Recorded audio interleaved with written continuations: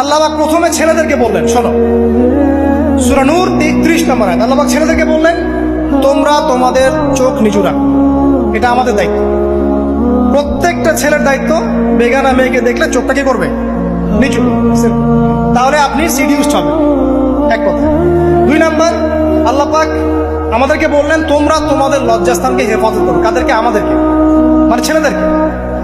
প্রথমে আল্লাহ পাক ছেলেদেরকে বললেন, চোখ নিচু করে রাখো, লজ্জাস্থানে হেফাজত করো।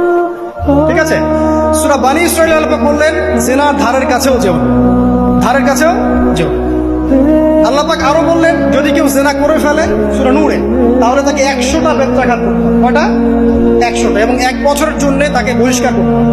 আল্লাহ পাক শাস্তিও দিলেন, শুধু তাত্ত্বিক বিধান দেন নাই, শাস্তিও দিয়েছেন। কারণ শুধু তাত্ত্বিক বিধান দিয়ে হবে? আমি যদি ওয়াজ করে বেড়াই, ভাই মদ খায় না, মদ খায় না, কোনো শাস্তি না অ্যাপ্লাই করি, তাহলে কি মদ ছাড়বে মানুষ? আমরা যদি বলি হত্যা করা মহাপাপ, মহাপাপ, দুর্নীতি করা মহাপাপ, মানুষ দুর্নীতি ছাড়বে? ছাড়বে না, যতক্ষণ না শাস্তি নিশ্চিত করা যাচ্ছে। আল্লাহ পাক তাত্ত্বিক কথা শুধু বললেন না, শাস্তিও নিশ্চিত করলেন। তারপর আল্লাহ পাক আরো বললেন, যদি বিবাহিত কোনো ব্যক্তি ব্যভিচার করে, তাহলে তাকে রজম করতে হবে, মাটিতে পুঁতে তাকে পাথর নিক্ষেপ করে হত্যা করবে। ঠিক আছে? শাস্তি।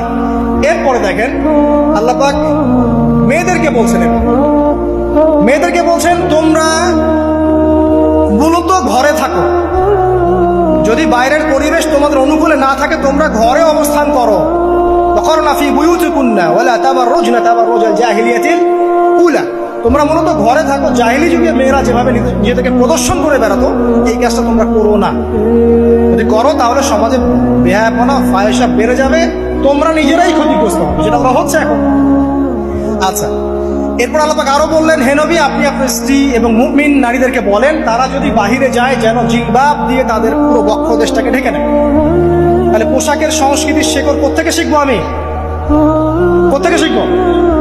আল্লাহ পাক কর্তৃক নাজিলকৃত সর্বশেষ ঐশী গ্রন্থ থেকে শিখবো নাকি? যে বইয়ের মধ্যে কোনো ভুল নাই সেটাই তো আমার শেখার মাধ্যম হবে নাকি? নাকি যে দর্শনে 1000টা ভুল সেটা শিখবো আমি? আল্লাহ পাক এখানে বলছেন, মুমিন নারীদেরকে বলো, বাইরে গেলে পরে তারা যেন জিলবাব দিয়ে, কাপড় দিয়ে সুন্দর করে বক্ষদেশ ঢেকে রাখে। বোরখার কথা এখানে নাই শব্দে। ঠিক আছে?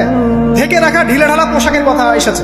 আচ্ছা, আসেন, আল্লাহ পাক আরো বললেন যে তোমরা অমুক অমুক অমুক অমুক, যেমন আপনার বাবা, আপনার ভাই, আপনার এই যে সন্তান, এই যে মাহারাম যারা আছে, এদের সামনে ছাড়া অন্যদের সামনে যখনই যাবে, তোমরা কিন্তু হিজাব অবলম্বন। আল্লাহ পাক হিজাবের বিধান দিলেন, চক্ষু নিচু করতে বললেন, লজ্জাস্থানের হেফাজত করতে বললেন, এবং যদি এর পরেও কেউ ভুল করে ফেলে, তাহলে আল্লাহ পাক শাস্তির কথা বললেন। আল্লাহ পাকের সিস্টেমটা সুন্দর হলো না? এই সিস্টেমটা নবী